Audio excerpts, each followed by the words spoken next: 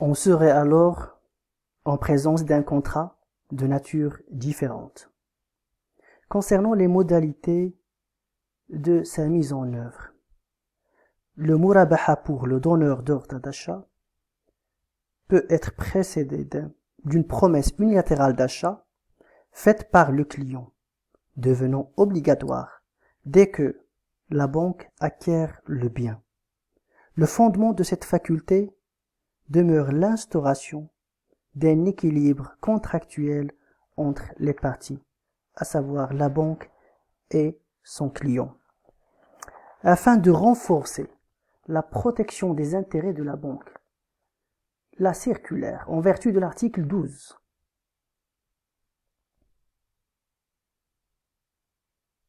prévoit la possibilité du paiement d'un montant au numéraire appelé Hamish el-Jittiya, en garantie de l'exécution de la promesse faite par le client.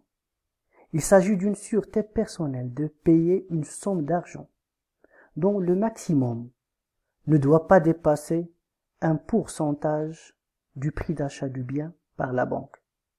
Ce pourcentage est fixé par Banque al-Maghrib. Et dans ce cas, la banque doit remplir deux conditions, voire deux obligations, dont l'objectif est la protection du client de l'autre côté. La première est l'ouverture d'un compte spécial. La seconde, c'est qu'il lui est interdit d'en disposer, sauf dans le cas suivant. En cas d'inexécution de la promesse d'achat par le client, la banque dispose du droit de retrancher du montant de la garantie un montant ne pouvant pas dépasser le préjudice réel subi causé par l'inexécution de la promesse, sans réclamer toutefois le paiement d'aucun montant additionnel. C'est-à-dire que le montant à retrancher, à prélever, ne peut en aucun cas excéder le montant de la garantie.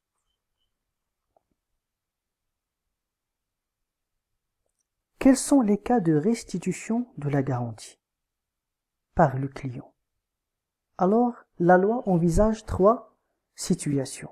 La première, lorsque la banque ne livre pas le bien à l'échéance fixée ou conformément aux modalités et caractéristiques fixées dans la promesse. La deuxième, lorsque le contrat de murabaha est conclu entre le client et la banque. Et la dernière situation, lorsque la banque renonce à la conclusion du murabaha. Et dans ce cas-là, le client peut aussi demander la réparation du dommage qu'il a subi. Donc après avoir examiné le contrat de murabaha, on va passer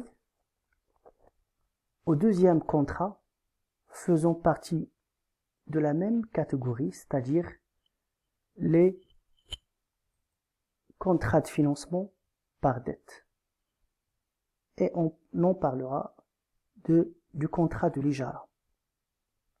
Celui-ci, tout en rappelant qu'il est le plus commercialisé après murabaha par les banques participatives en raison de sa simplicité et des risques moins élevés qu'il présente.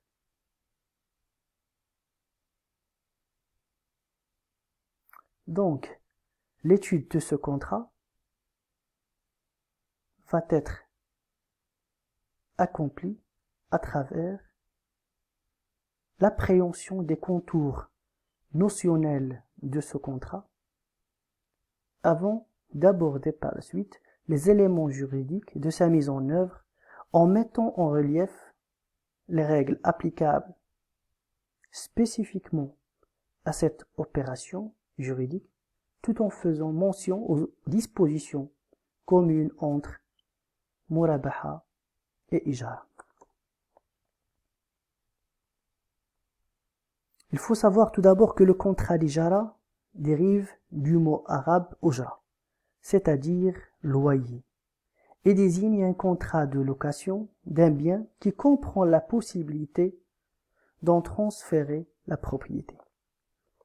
Et en dépit que l'ijara couvre plusieurs possibilités, puisqu'il peut être appréhendé comme location-vente, cession-bail, location simple ou encore location avec option d'achat, le législateur marocain n'a retenu que les deux dernières formes en vertu de l'article 58 de la loi bancaire 103/12 qui dispose à son alinéa 2 que l'ijara prend l'une des deux formes suivantes.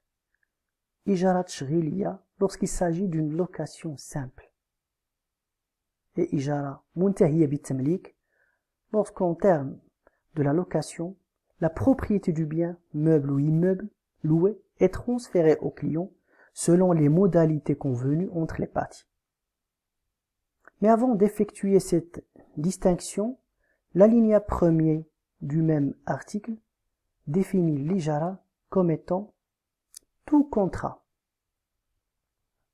selon lequel une banque participative met à titre locatif un bien meuble ou immeuble déterminé et propriété de cette banque à la disposition d'un client pour un usage autorisé par la loi.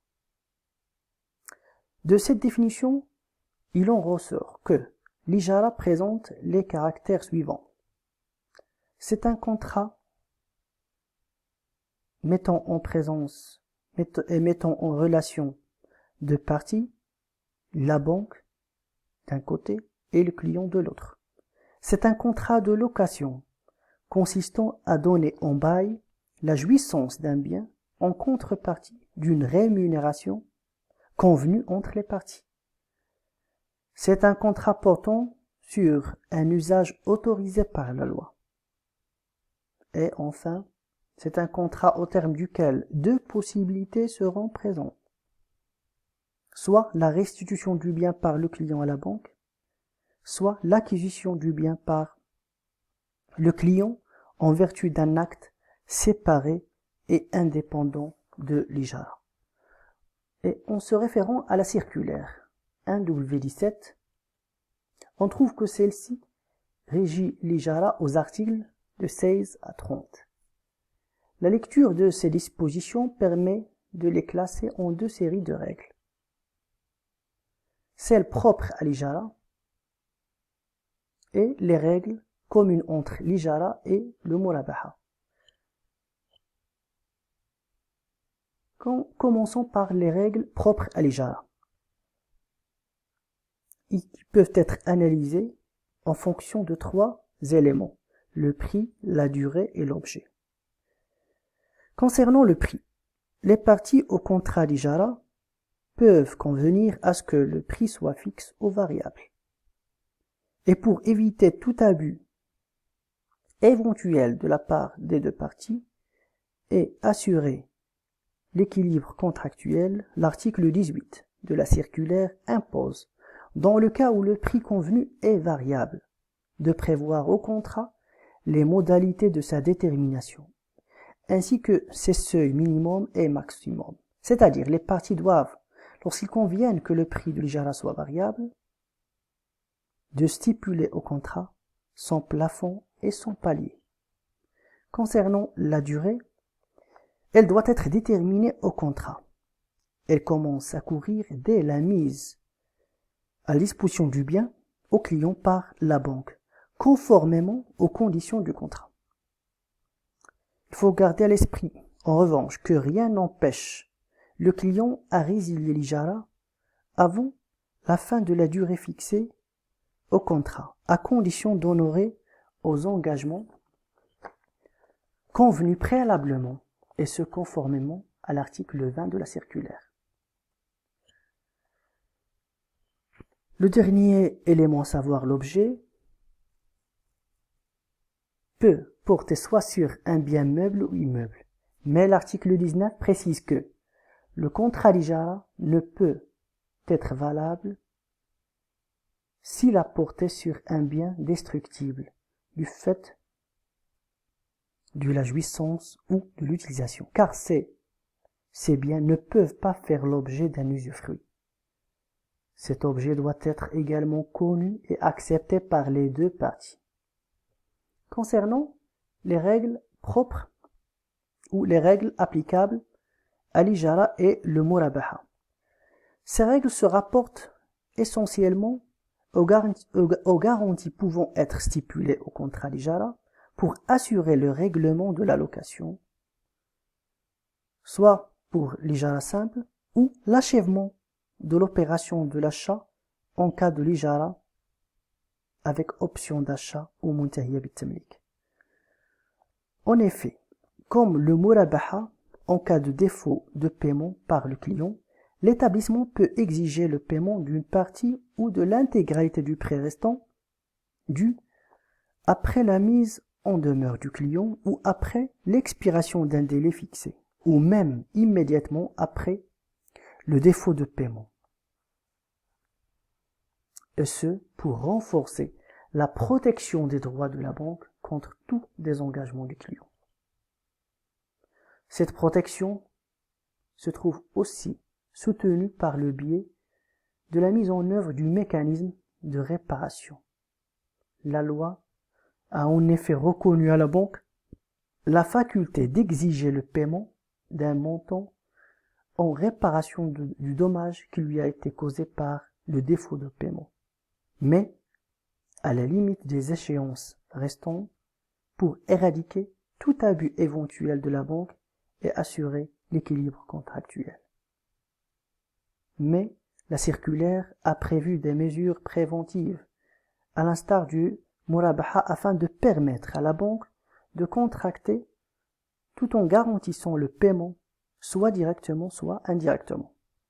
C'est ainsi qu'il est permis que le contrat d'ijara soit assorti de sûreté, réelle ou personnelle, au profit de la banque comme l'hypothèque ou le cautionnement. Par ailleurs, la circulaire a prévu également l'ijara pour le donneur d'ordre, et dans ce cas, il sera soumis aux mêmes règles régissant le murabaha pour le donneur d'ordre. Il s'agit en effet de celles relatives à la promesse unilatérale du donneur d'ordre, avec la possibilité d'appliquer l'avance du sérieux, ainsi que l'obligation d'établir entre 3 actes séparés la promesse unilatérale, l'ijara et le contrat d'achat du bien par la banque. Et pour garantir l'autonomie de l'ijara, muntahiya bit-tamlik, la circulaire exige que le transfert de la propriété du bien objet de l'ijara soit effectué en vertu d'un acte séparé de celui de l'ijara et après expiration. Je vous remercie pour votre attention et donnons rendez-vous pour les 2 produits restants, à savoir salam et istisna. Au revoir.